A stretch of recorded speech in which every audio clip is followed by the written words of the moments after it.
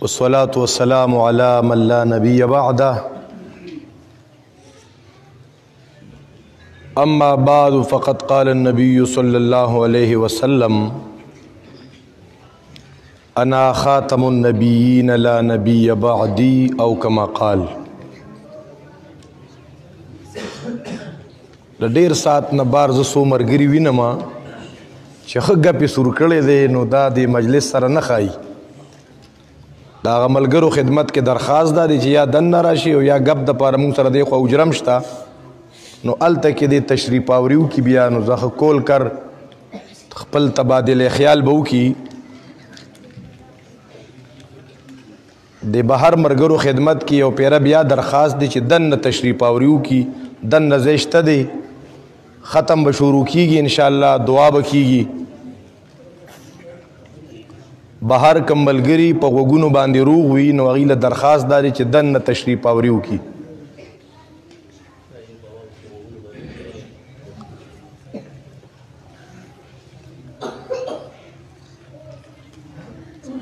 دغه تاسو خونن ختم تراغلی خپل خبرو ته نه راغلی دا مرګري لګ لګ حرکتو کې نو بهر مرګرو ته ځای پرې دی سونه مرګرو کې طلبي نو دونه سړی ځان مخ کې رسي او که چا قسم کړی مینو تاسو ته معلومه ده بس قسم مات کې د روجیونی سه هو مخ کې شه که تاسو دا قسم کړی چې مونږ به جمعات کې مخ کې نزو خبره بناورو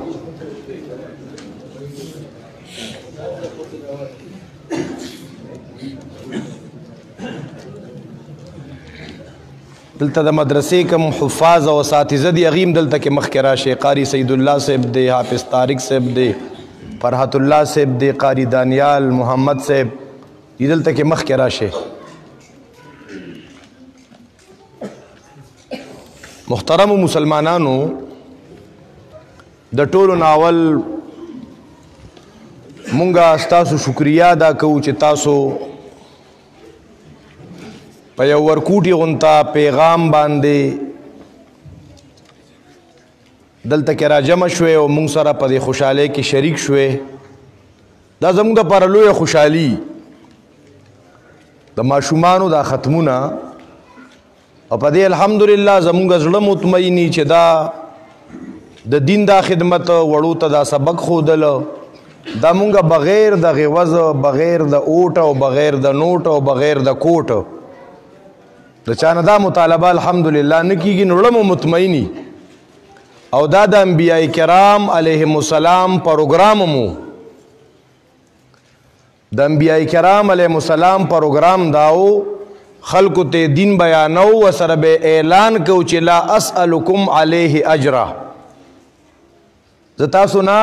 د دین په دې بیان سره اجرت نه غواړم قران کریم په دې خبره گواه دی بیا ختمونه د قران دی محترمونو مونږ دی قران را جمع کړیو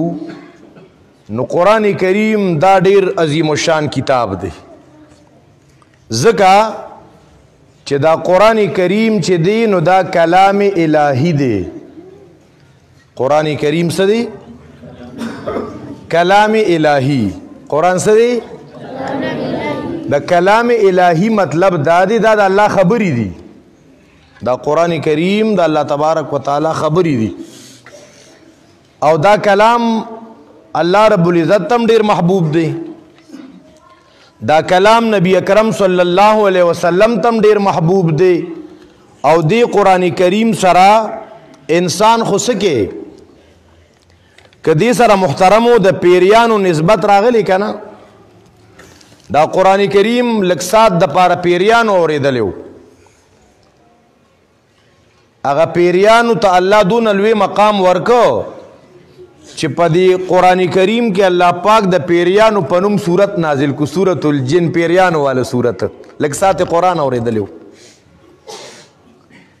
بیا غي د قران نسز د کوم انقلاب پکې راغی کوم تبدیلی پکې راغله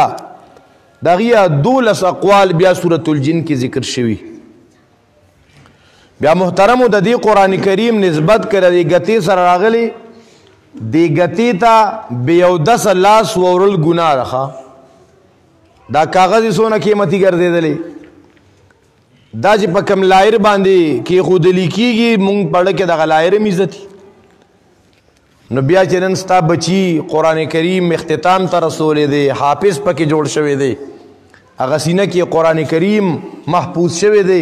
دی به څونه لوی مقامي محترمو زمونږ عقیده دا ده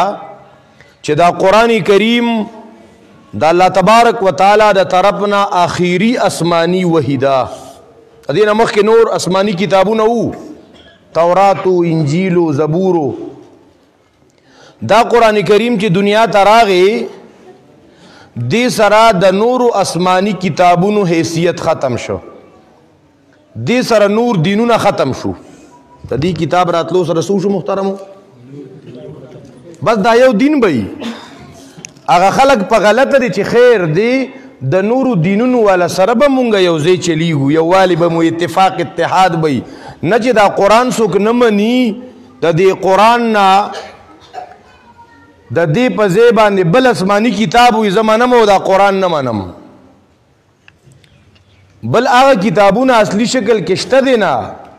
نو هغه خلکو سره زمونږ په یو ځای د لاره د تلو څه پاتې نه دي ښه په دې ځان پوه کې نن زمونږ ډیر مسلمانان په دې خبره نه پوهیږي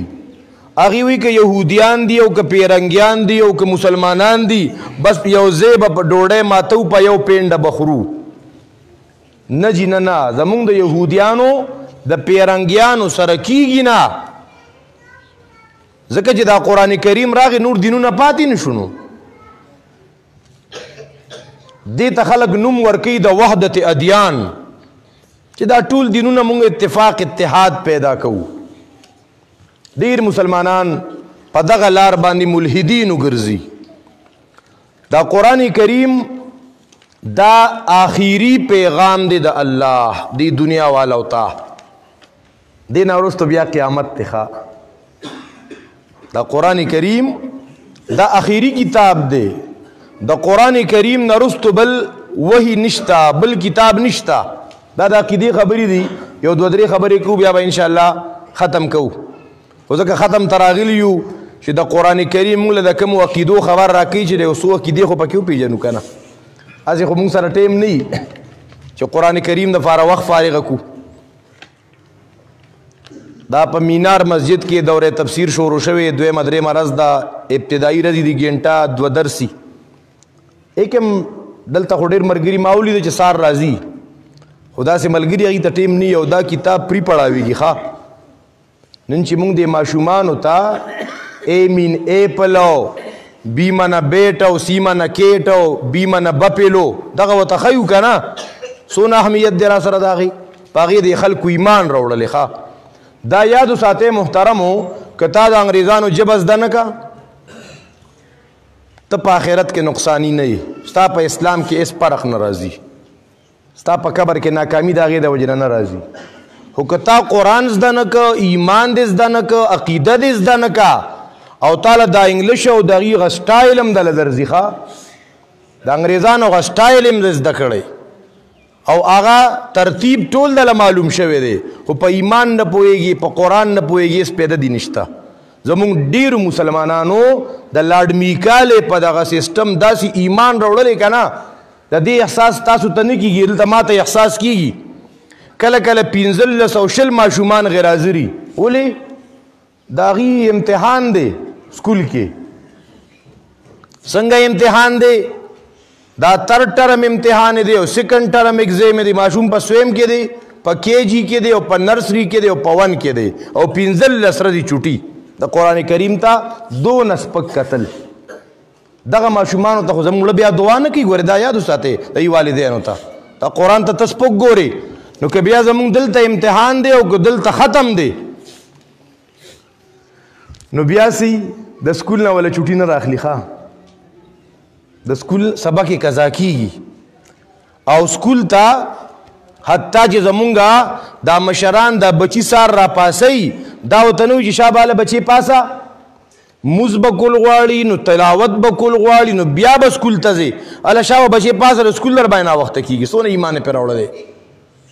مونږ د سکول او د قرآن په میز کې تقابل نه پیدا کوو، دواړه لازمي دي. په ماشومانو د سکول هم ووایه، کالج هم پې ووایه، MSc هم پې وکړه، انجینیر هم پې وکړه، میډیکل هم پې وکړه، دارنګې نن میډیکل هم پې وکړه، خو قرآن ته سپک مه ګوره. زمونږ ډېر مسلمانان د دې قرآن ازار والي ګورې ښه، او د دې قرآن کریم ازار چې څوک والي که نه هغه بیا محترمو ځای ته نه دي راغلي. نو قرآن کریم په دې باندې به ایمان ساتو، دې له به توجه ورکوو. د قرآن کریم دا خو د AB کتابونه دي او دارنګې د انګلیش کتاب بی، د فزکس بی، باټنی بی، زوالوجي بی. دا یادو ساتے محترمو، قرآن کریم کے ہوتے ہوئے دا نور دنیائی کتابونه د سکول او د کالج او د یونیورسٹیز کتابونه دا خو ډیره لرې خبره ده. د دې ہوتے ہوئے د انسانانو کتابونه لوی لوی خلکو PhD او MPhil کړي په کتابونو، دارنګې نور لوی لوی مصنفین مؤلفین دي هغوی په جلدونو کې کتابونه لیکلي، هغه هم لرې خبره ده. د دې قرآن کریم ہوتے ہوئے د تورات انجیل زبور حیثیت ختم، بیا پکې زما استاد ABC څه حیثیت پاتې شو. دا په مونږ او تاسو باندې د قرآن کریم په حقونو کې یو حق دی چې دې قرآن کریم ته به د هر کتاب نه اعلی او بالا ګورو. دا حق ګورې مونږ مسلمانانو پیمال کړی محترمو. تاسو ګورئ که نه، تاسو مونږ ټول په دې کې ملوث یو چې سار مونږ دا بچي راپاسي سکول ته لیږو، نو مور پلار ولا په شریکه جامې ور واچي که نه، نو بیا ولا ویښته غوړ کي، نو بیا ولا وسلین لګوي، نو بیا ولا سپریګانې او عطرونه، چې مازدیګرې جومات ته رالیږې. یقینو کې یو تڼی د بل سوري کې ور اچولي او دارنګې یو پنسۍ په بره او یو راښکته او پوزه بیا رابهیږي او منډه کې قاري صاحب طارق صاحب شته دی هلته، سیدالله صاحب شته دی، نور استادان شته دی، هله ای به دله سپاره راوالي. نو محترم مسلمانانو چې مونږ به نن دا عزم کوو چې د الله کتاب ته به د دوستۍ لاس ورکوو. د الله کتاب ته ښه، کوم کتاب ته؟ د الله کتاب ته د دوستۍ لاس څه دی چې دا زده کړو، دا په عمل کې راولو، د دې معنی او مفهوم زده کړو. داسې به کوو که نه انشاءالله. نو دا قرآن کریم دا اخیری کتاب دی. ولې دا چې په کوم شخصیت نازل شوی دی هغه شخصیت اخیری نبی دی. نبی علیہ الصلوۃ والسلام خاتم النبیین دی، پغه د انبیاء ختم شوا، د نبی علیہ السلام باندې د انبیاء سلسله ختم شوا. نبی علیہ السلام فرمای انا خاتم النبیین لا نبی بعدی، زه د انبیاء اخیریم، زمان رستو بل نبی نشتا. ته شریعت مسله دا که د نبی علیہ السلام نرستو څوک بل نبی منی دا کافر نه دی، دا مرتد دی. دا څه دی؟ او عام مرتد نه دی، دا په مرتد کې بیا زندیق دی. دا څه دی؟ عام کافران په یو اسلامیک کنټري کې پاتې کیدی شي، خو دغه زندیق دا په اسلامي کنټري کې نشي پاتې کیدی. دا زموږ د ملک پاکستان آئین هم دی چې په دې کې علماو محنت کړو. نو یو آرټیکل زمونږه په آئین پاکستان کې دام دی چې د دې پاکستان اوسیدونکي به هغه ته ني چې هغه په خاتم النبیین باندې ایمان ساتي، چې نبی علیہ السلام خاتم النبیین دی. دا یاد وساتئ مسلمانانو، په دې باندې که یو سړی په سیاست کې حصه ساتي او که دارنګې په بل یو جماعت کې کم خلک یې خوښ هم وي، د ده پلار ولې نه دی، د ده نږدې دوست ولې نه دی، د ده سیاسي لیډر ولې نه دی، خو چې هغه په ختم نبوت باندې تا سره نزي او په ختم نبوت کې هغه لچک پیدا کوي، یاره خیر دی که نه، او دا قادیانان هم که نه د دې ملک حصه ده. قادیانان د ملک پاکستان حصه نشي کېدی. څنګه خبره مې وکړه محترمو؟ قادیانان هغه خلک دی هغوی مرزا غلام احمد قادیانی نبی ګڼي، غلام احمد قادیانی نبی ګڼي، د نبی نه رستو بل نبی ګڼي، هغه د ملک پاکستان کې نشي اوسېدی. خبره مو خیال ته راله که نه؟ یا دې بس ښکاره کفر کوي، ځان ته مسلمان نه وایي، دا خلک خو ځان ته مسلمانان هم وایي، بیا د هغوی په دې ملک کې مختلف پراډکټس چلیږي. دا په مسلمانانو لازم دي د هغوی د پراډکټس نه به څه کوي، بایکاټ به کوي چې مونږ د هغوی هېڅ یو څیز دا به خپل استعمال کې نه راولو. دا خو زمونږ وس کېږي که نه؟ او ای محترمو،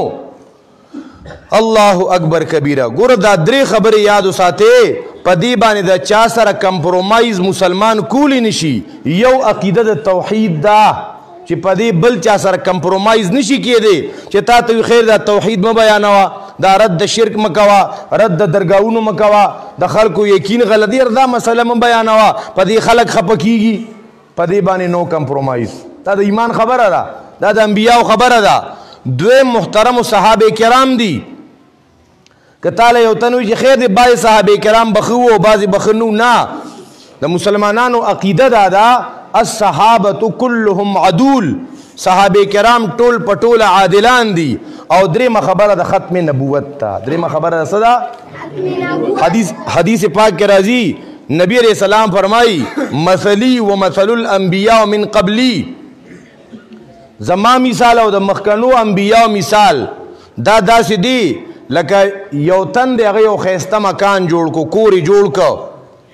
خو په هغه کور کې د یو خښتې ځای هغه پکې پاتې دی نو یو تن راغی نو داسې د ګیر چاپېرګړه کړ ډېر ښایسته ما احسنه و ما اجمله ډېر ښایسته بلډینګ دی ډېر ښایسته عمارت دی چې داسې ګرځي صفتونه یې کوي یا لکه دې ځای کې پکې دا یو خښته پاتې ده که دا خښته پکې لګولې نور به یې مزه وه نبی علیہ السلام وایي زه دکه لبنه یم زه دکه خښته یم نو چې دغه خښته کېښودې شوه بس د نبوت دروازه او لار څه شوه دا بنده شوه محترمو د چا لار بنده شوه نور بل نبی نشي راتلی دغه نبی اسلام اخیری نبی دی نو په ختم نبوت د چا سره کمپرومایز نه که هغه سیاسي لیډران او که سیاسي اتحادونه یا چې مسلمان او سیاست کوي هغه به د قادیاني سره د هغه اتحاد نشي کېدی خبره مو خیال ته راله که نه دا خبرې لږې لږې چلوي دا زموږ د ایماني سره او نور باقي هغه ځان ته جدا خبرې دي نو محترمو مسلمانانو دلته زموږ د مندوخیلو دا مسجد چې دی دا تقریبا د دې 24 سال روان دی دا گلشن تاسو وینئ دلته تفسیر پړاویږي ابتدا د دې ځای نه شوې وه د دورات تفسیر هغه اوس هم مینار مسجد کې شروع وي سهار ټیم درسي کومو ملګرو ته موقعي نو هغوی کوشش دا کوي چې سهار تاسو ګنټینې مې تالته کې راځئ خپل زنانه هغه هم درس ته راولئ هغوی به د خاون حقونه معاشره دارنګې د سخر خواهي حقونه د اولاد حقوق خپلې ذمه دارۍ دا به مخې ته راځي محترمو مونږه د مجلس ته زموږ مولانا طارمان صاحب مولانا عبدالرقیب صاحب دی راغلی مولانا سراج الحق صاحب مظلوم یار د هغه 400 نه راغلی دی زمونږ رضی الله مردان د سوشل میډیا ټیم صدر مولانا ابراهیم صاحب هغوی هم تشریف آوري کړې ده دیگر د علاقې زمونږ معززین راغلی دي مونږ د ټولو مشکور یو دي دپاره دعاګو یو قاری علمزیب باچا صاحب هغوی به وړو ته ختم کوي او د ختم نه بعد به انشاءالله بیا زمونږ مولانا ابراهیم صاحب اخیری کلمات مختصر او دعا به کوي زه دا کومو کسانو چې ختم کړی دی ډېره درخواست کوم چې راشي او دلته کې د مجمع ته مخامخ ودرېږي دلته کې راشه کتار کې ودرېږي شاباس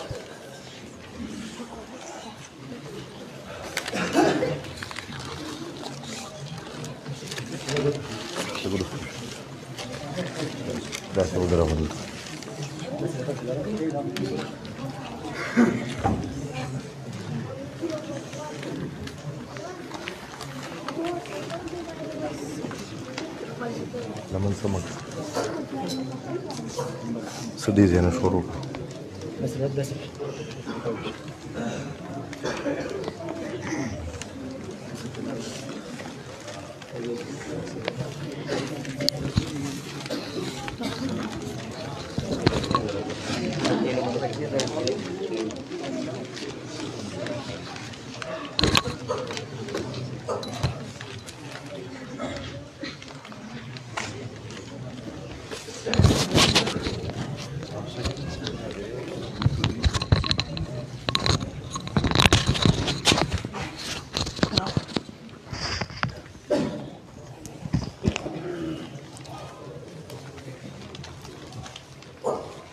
طول مرقري ما بسوي خنشان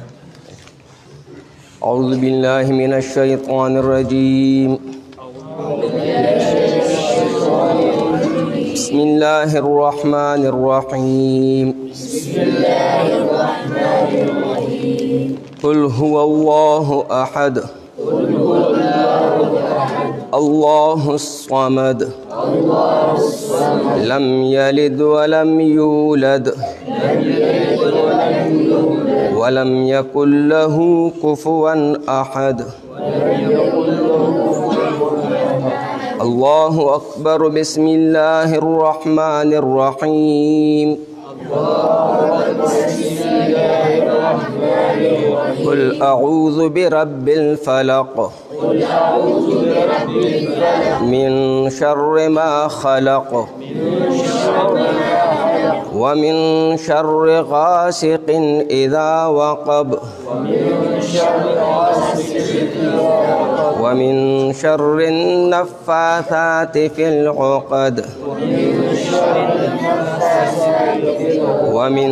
شر حاسد إذا حسد. الله أكبر. بسم الله الرحمن الرحيم. قل أعوذ برب الناس ملك الناس إله الناس من شر الوسواس الخناس الذي يوسوس في صدور الناس من الجنة والناس.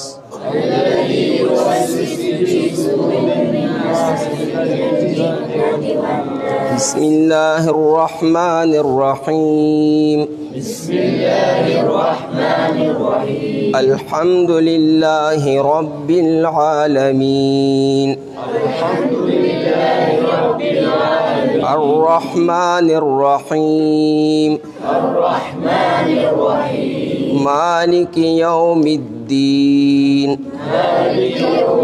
إياك نعبد وإياك نستعين.